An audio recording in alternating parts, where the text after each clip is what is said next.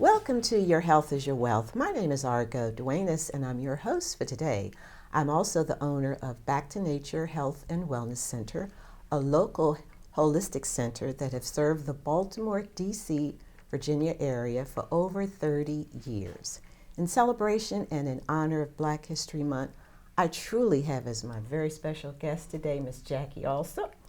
Ms. Allsup is the president of the NAACP of Anne Arundel County. She's a prominent social justice and civil rights activist. She is here today to share her inspiring story. Jackie has been in the trenches and on the front lines for over 40 years, fighting for social justice and our civil liberties. She's here to inspire us today to truly get involved and make a difference in the community. Welcome, Jackie, to Your Health is Your Wealth. Thank you, Argo, so much for having me here today. And I'm just truly humbled and honored to have you. You have been on a mission, a woman on a mission for over 40 years, Jackie. You have touched, moved, and inspired so many people and truly have made an impact and a difference in our community. And I'm grateful, eternally grateful to you for the changes that have been made. Oh, thank you for that. Before we talk about, the NAACP, its history, and some of your accomplishments, and what's happening with the NAACP today, and some of their concerns in the community. Tell us about Jackie. Okay. And where you came from, your childhood, and your family. Okay. I just want my viewers to get a real upfront and personal interview with you. Let me say this. I am the daughter of Ella Boone and the late Carol Boone. I have two sisters and one brother. I have a son, Richard Allsup III, and a daughter, Marcy Allsup, 3 grandchildren, and 1 great-grandson. I was born in Pasadena, Maryland, moved to Annapolis, lived in Annapolis for about 20 years, and then moved back to Glen Burnie, and I'm living in Glen Burnie now. But growing up, I attended Jacobsville Elementary School from the 1st to the 5th grade. Then, when they built Freetown School, I then attended Freetown Elementary School. And back then, you graduated from the 6th grade. Right. So I graduated from Freetown Elementary School. Right. And from there, I went to Bates High School. Went to Bates High School from the 7th to 11th grade. And in 1966, there was a law that you had to go to the nearest school where you lived. Right. So then I went to Glen Burnie High School and graduated from Glen Burnie High School in 1966. Right. While at Glen Burnie High School, I was recognized for the community work that I've done as an adult and was inducted to the Glen Burnie Wall of Honor. And I found that to be quite an honor for me. But I want to say something about Jacobsville Elementary School. It is not the Jacobsville Elementary School that you know today. The Jacobsville Elementary School that I went to the building is still located on Mount Zion United Methodist Church's property. That school was a 3-room school. Wow. And there were, in one room was 1st and 2nd grade. The next room was 3rd and 4th grade. And the last room was the 5th and 6th grade. Wow. There was one teacher for each room. That was the norm for us. And there was the same type of school in the Freetown area. In Anne Arundel County, African Americans lived in different areas of the community. True. And we lived, there was Magathie, there was Freetown, there was Queenstown, there was Cedar Hill. Right. And those are the areas we lived in. And for high school, students were bused from all of those areas to go to high school, Right. because Bates High School was the only high school for African Americans. Well, same here because I am a native Annapolitan, and my family had a home in the Fourth Ward, right here in Annapolis, and we actually walked we had our elementary school was Adams Park. That was Adams Park Elementary School. Yes. Okay, so we went there, and then from there we went to Stanton Center. And then from Stanton Center, I attended Stanton Center. I was there. Yeah, so we had a choice after that whether we wanted to go to Annapolis High School or we wanted to go to Bates. Oh, okay. So I went to Annapolis High School, Jackie, and it was quite challenging for me because we talk about a little bit about discrimination and how the busing and all of that. Well, when I went to Annapolis High School, I was the only African American in all of my classes, even in the 12th grade. And I got called the N-word. I remember one time a student put a tack in my seat, and I fell on the floor. But I did not let that deter me from, my education. And this is what I have so admired about you, Jackie. We worked at Crownsville State Hospital together. And you continued your education in nursing. Yes. And I want you to elaborate on that a little bit, and really tell us when you were younger what your goals, aspirations, and dreams were, and who were some of your role models, those who inspired you. I remember I had elementary school teachers and junior high school teachers, and I can remember them vividly, always inspiring me to do my best and to excel in whatever my life's journey would be. So who are some of your mentors and role models, and what were your dreams, goals, and aspirations first? Okay, let me continue a little bit more with my education. Right. I am a graduate of Leadership Anne Arundel. Okay. And by being a graduate of Leadership Anne Arundel, it afforded me the opportunity to gain awareness and understanding of the county and how the county worked. It also gave me some hands-on experience. I graduated from Anne Arundel Community College with an AA degree in nursing, then to Bowie State University, where I received my BSN and my master's degree in nursing administration. Right. My area of specialty was mental health and administration. Right. The inspiration for me to become a nurse was, my mom is the biggest inspiration in my life. She's my rock. She's my go-to person when I need to talk with someone, I need to have a conversation. Is your mom still with us? My mom is still with us. In fact, she will be 90 on June the 2nd. She's still with it, and I am very happy and blessed to still have her. When I was younger, I wanted to be a social worker. I wanted to be a social worker because I thought social workers are the people that help others.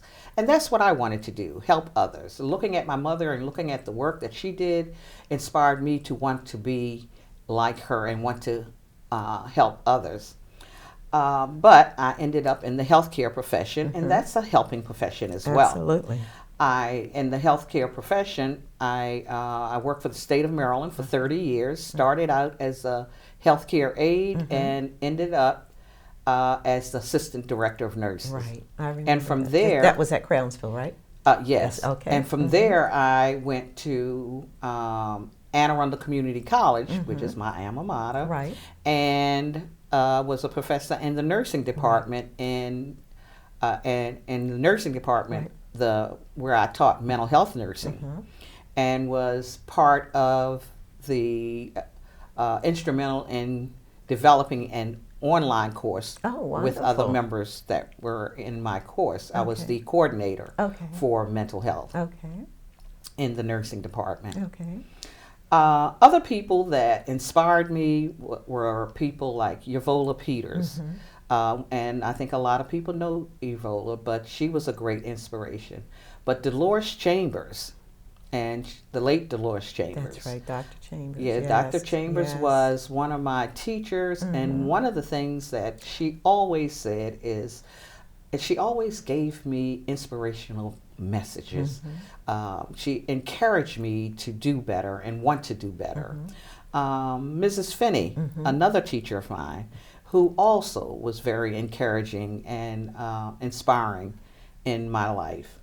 I also wanted to continue to help people, so I thought it would be great if I become a candidate and run for public office. Absolutely, Jackie. So I offered up myself That's as right. a candidate. That's right. And I ran for House of Delegates for District 30. What do you remember the year? It was in 1998. Yeah. Okay. You know, we were very excited and very happy about that for you, because you've had how many runs? Well, I ran for the House of Delegates, for District 30 in Right. 1998, then Judge of the Orphans Court in 2001, and then Register of Wills Right. in 2006.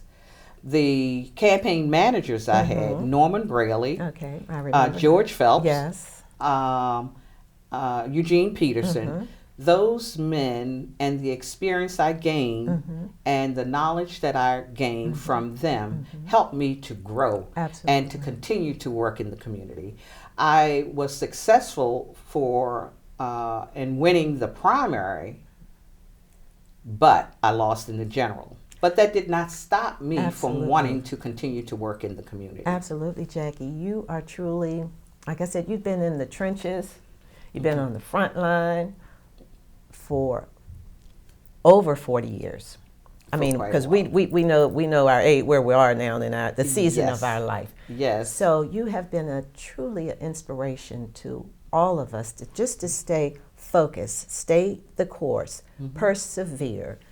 You've been a trailblazer and a pathfinder. You've gotten many, many awards for the work and a lot of recognition for the work that you're doing in the community. And now with feminine energy rising on the planet and women we're taking back our power and standing in our truth about right now. It is our time.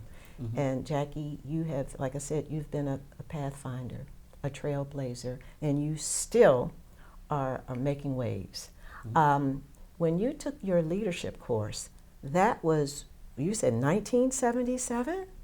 No, when I took with Anne Arundel? Leadership Anne Arundel, Yes. that was in 98. 98. Okay. And I am a lifetime member Okay. of Leadership Anne Arundel. So you, from the very beginning, had an awareness and a consciousness of really wanting to be a community servant, and like you say, offer up yourself. Now you have been elected again, am I right? Yes. As the president of the NAACP, but this is your fourth term. Am I right? Yes. Your fourth term. Yeah, I did 3 terms. Yes. And then we had Reverend Tillette Yes. as president for 2 terms. And now I'm back again. How many is a term? A term is 2 years. 2 years. Okay. So tell our viewers something about the NAACP. Give us a little bit of history and some of the accomplishments over the years. Okay, well, let me share this with you. Okay. And I think it's important. It's important to me. What really inspired me to become a member of the NAACP Okay. is my late mother-in-law, Oh. Bernice Allsup. Oh my goodness. At the age of 20, Miss Bernice told me there's 2 things you need to do. You need to register to vote, and you need to join the NAACP. So at an early age, I joined the NAACP, and I registered to vote, and I continue to vote each year. The NAACP was founded in 1909, and February of 1909, February 12th, in fact, 1909, and it is now 110 years old. Wow. It is the oldest civil rights organization that we have nationally. We have over 2,200 branches. Okay. And the Anne Arundel County is one of those branches. In working with the NAACP, let me mention also about the Anne Arundel County branch. Right. The Anne Arundel County branch was founded in 1944. We were chartered in 1944. Okay, that was before I was born. Yeah, and me too. And was chartered in 1944. And this year we will be 75 years old. Wow. Some of my role models that I would say for the NAACP, one would be Mary McLeod Bethune, because she was an activist, an educator, and a civil rights leader. Mary McLeod Bethune was also the founder of what is known now as a Bethune-Cookman College. Right. Another role model is Rosa Parks. And I say Rosa Parks because Rosa Parks is known for, back in December of 1955, when she was arrested for not giving up her seat on the bus. And I remember myself as a teenager, we had to take public transportation. Yes. And when we would get on the bus, as an African American, when I got on the bus, there were other people of other color that were on the bus, or I should say white folks that were on the bus. When they saw us get on the bus, they would slide to the end of their seats so that we wouldn't have a place to sit. But I always found me a seat. I was determined that I was going to sit and not stand, because they had a bus that you would hold on to as you ride, as you would go on. When I think about some of the accomplishments of our branch, the first thing comes to mind is the Thalheimer Award. We were awarded the Thalheimer Award back in 2009, and that award is a national award, and it's given to one branch, and we were that branch. So it was under your presidency. It was under my presidency, and that was because of the work that all of our programs were doing. And of course, it wasn't just me. It was the executive committee and the membership who worked here in Anne Arundel County on committees such as the Health Committee, the Education Committee, Economic Development Committee, Juvenile Justice, Criminal Justice.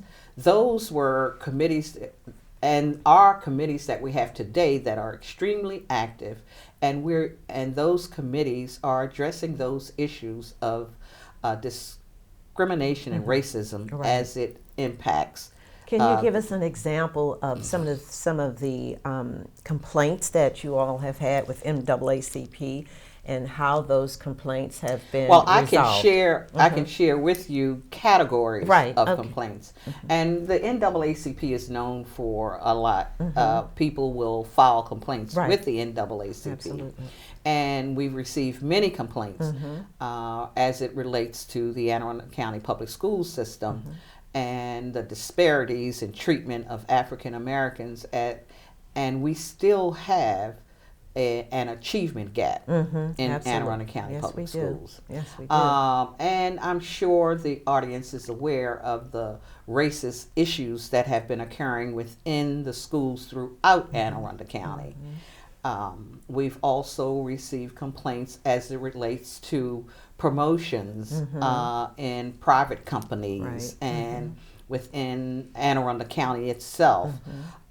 We've had complaints as it relates to the police department. Just recently. Yes, and complaints as it relates not only to the police department, but we've had also complaints that was related to the health department. So discrimination has and disparities and racism has occurred throughout this county.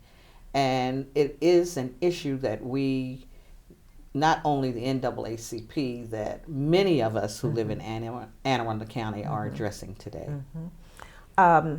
Jackie, I'm really concerned about what's happening in our communities in reference to even housing. We do have an affordable housing crisis. There's income equality here. How can people get involved? And tell us, give us a website for the NAACP, and why would you encourage people to get involved? Well, I would say one person can make a difference. Praise God. That's right. And everybody should try. One way of getting involved is volunteering. Just by volunteering in your community and offering yourself will make you feel better about yourself and what you do. Make a commitment. Even if you make a commitment to something that you want to do for your community. It could be that you may just make a commitment to yourself that you want to, say for example, you're watching the news. So then you want to begin to look at the local news. Then when you see issues that are happening locally in your community, then you want to investigate those issues and research those issues. And then after that, then you want to talk to people. You want to talk to people and also debate about the issues that's happening in your community. Because now what you're doing is you are informing others of what's happening in the community. And by having done research on whatever that topic is, you're now offering some solutions and encouraging people to get even more involved and to get things done within the community. What is the NAACP's website address? Do you have that for us? The website address for the NAACP is www.annearundlecounty.org, and Anne Arundel County is spelled out. Okay, give it to the viewers again. Okay, it's www.annearundlecounty, NAACP.org. And we also have a Facebook page, and we'd like to ask you to like us on our Facebook page. When going to our website and Facebook page, you will find the dates and time and locations of our meetings. We meet the third Saturday of every month, and we rotate the meetings around the county. We have one in North County, South County, West County, and right here in Annapolis. Now, Jackie, not only are you a member of the NAACP, president of the NAACP, but there are several other organizations that you have membership in and are president of. So can you share with our viewers those particular organizations that is really also making a difference in the community? Well, I am the president of the Continental Society Incorporated, Anne Arundel County chapter, and it's an organization that provides service to underserved children. Now, are these all women? These are all women. These are all women. I've also been a member of the Coalition of 100 Black Women, the Anne Arundel County Delta Sigma Theta organization, and all of these organizations are women who are dedicated and who have volunteered their time to give back to the community and to work in the community in areas of economic, health, education, criminal justice, and they're also working with youth. So all of those organizations are very important within our communities. Why is it important, Jackie, for us to not only get informed but also get involved in making a difference in our community? Because like I said, I've just admired you so much over the years, and I have seen some changes via NAACP. I've gone to many fundraisers that you are involved in, and so I know that as a community, when we work together, we can bring about change. So for you, why is it important, and why do we need mentorship too? Because I noticed in our growth and development and in our progression in the political and social world, having a coach, a mentor, and positive role models can truly make a difference. Okay. Yeah. Well, as I mentioned before, getting involved will keep you knowledgeable of what's going on in your community. And when you know what's going on in your community, you can make a difference. Praise God. Well, thank you for watching Your Health is Your Wealth. I want you to give another final comment because I think we got a few more minutes. You're so inspiring and you're really helping us today to really, tap into the power within and, and be guided by our inner spirit. And I know that's just what you've done all of your life, Jackie. You are a woman of compassion and a heart for people. And I think that when we follow our path, follow our calling, we can have a great impact. So any other final comments you want to Well, make? I would like to make mention of our Freedom Fund dinner. That this is an annual event, and it's the only major fundraiser that the NAACP has, which will be coming, which we have every November. Okay. So please stay on the lookout for the date of the Freedom Fund. And that's in November, right? That's in November. All right. God bless you. Thank you you so much for being my special guest today. And I'm sure you have truly touched, moved, and inspired someone to Thank make you. a difference in the community because you. you truly have. God bless Thank you. you. Thank you. And thank you for watching Your Health is Your Wealth. Remember, in this very present moment, we do have the power to take charge of our life and our health. Have a marvelous day today. And thank you, Ms. Jackie, again. God bless Thank you. God bless you.